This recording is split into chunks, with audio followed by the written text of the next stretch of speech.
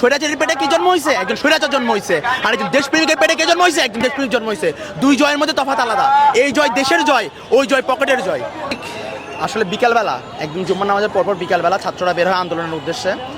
তো জাহাঙ্গীর আলমের লোক থেকে শুরু করে কিছু 54 নং এবং 53 নংয়ের কাউন্সিলররা যারা যারা আছে তারা সবাই একটা গঠন মানে তারা একটা গঠিত দল গঠন করে এবং দল গঠন করে উত্তরার মধ্যে বিভিন্ন জায়গায় তারা প্লেস করে আগে থেকেই। ছাত্ররা এর সম্পর্কে অবগত ছিল না এবং আসলে এইভাবে ওপেন ফায়ার হবে তারা কখনো কল্পনা করে নাই। যদি বা 18 তারিখ ওপেন ফায়ার করা হয়েছে, তো 18 তারিখ ওপেন করেছে বিএনএসে, এটা হচ্ছে ভিতরের এরিয়ার কথা বলছি আমি। আসুল্লাহ মেডিকেলের ওইদিকে, বাংলাদেশ মেডিকেলের ওইদিকে। মেডিকেলে আসলে সচরাচর গুলি হয়, এটা কারো কখনোই কল্পনা করার কথা না। সব সাধারণ মানুষ ওখানে যাওয়া আসা করে। তো সময়টা তখন 5:37। আমি ওই একই এরিয়ায় ছিলাম। আমার মনে আছে 5:37 জাহাঙ্গীর আলমের লোকেরা তখন দৌড়াতে আসে গুলি করার জন্য, র্যাবের জ্যাকেট গায়ে দিয়ে, পুলিশের জ্যাকেট গায়ে দিয়ে, এবং পুলিশরাও ছিল, এমন না যে পুলিশরা ছিল না, পুলিশ বিজিবি সবাই ছিল ওখানে। সবাই দৌড়ায় আসে আর এলো পাথারি যত সকল মানুষ আছে সবার উপর গুলি করা শুরু করে। আর এই গুলির মধ্যে আমারই একটা বন্ধু রেদওয়ান শরীফ রিয়াদ জয় ও মারা যায় স্পট ডেড, মাথায় গুলি খায়, মাথায় পিছনে গুলি খায়, সামনে দিয়ে গুলি বের হয়ে যায়। মানে তাদের যেন গুলি শেষ হয় না, গুলির শক্তি যেন তাদের শেষ হয় না। তারা আমার ভাইকে তো মারছেই, প্লাস আরও বহুত মানুষ, এমনকি 7 বছরের বাচ্চা। আসলে সবার মৃত্যুর খবর উঠে আসা যায় না, সাংবাদিকদের পক্ষেও সম্ভব হয় না মৃত্যুর খবর উঠে আসা। যেমন এই যে একজন ল্যামলাইটে পড়েই না একদম, তারপরে তারা আমরা চেষ্টা করছি ওদেরকে আনার জন্য। এরকম বহু মানুষ সেদিন মারা যায়। সেদিন নাইমা নামে একটা মেয়ে বারান্দায় যায়, শুধু উত্তরা আধুনিক মেডিকেলের ওখানে বারান্দায় যায়, সে মাথায় গুলি খেয়ে পড়ে যায়। এরকম অনেক ঘটনা ঘটে।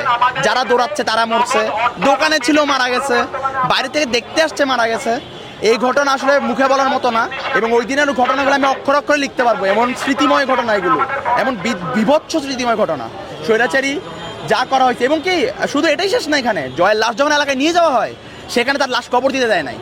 কবরস্থান যেখানে মুগ্ধ আজকে কবরে শুয়ে আছে, যেখানে মুগ্ধ কবরে শুয়ে আছে, ঠিক তার পাশে আমার ভাইকে কবর দেওয়া হয় 19 তারিখ।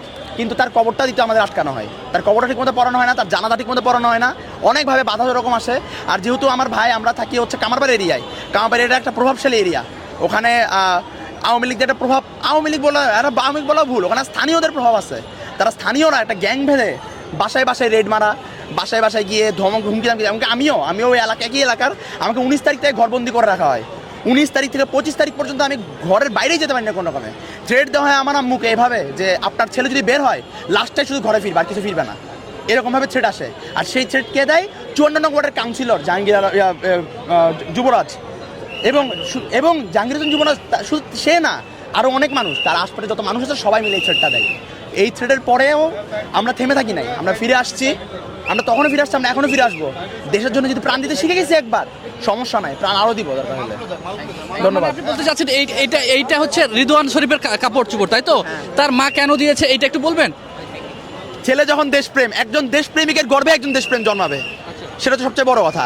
ছেলে যদি এরকম দেশপ্রেমিক হয়, মা কিরকম দেশপ্রেমিক হয় আপনারাই চিন্তা করেন। এখন এর থেকে তো বড় আর কোনো উদাহরণ হয় না। একজন দেশপ্রেমিকের গর্ভে একজন দেশপ্রেমিক জন্মাবে, একজন স্বৈরাচারীর গর্ভে একজন স্বৈরাচার জন্মাবে।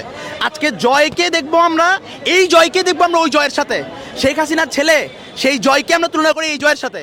একজন স্বৈরাচারীর পেটে কি জন্ম হয়েছে? একজন স্বৈরাচার জন্ম হয়েছে। আর একজন দেশপ্রেমিকের পেটে কে জন্ম হয়েছে? একজন দেশপ্রেমিক জন্ম হয়েছে। দুই জয়ের মধ্যে তফাৎ আলাদা। এই জয় দেশের জয়, ওই জয় পকেটের জয়। ধন্যবাদ।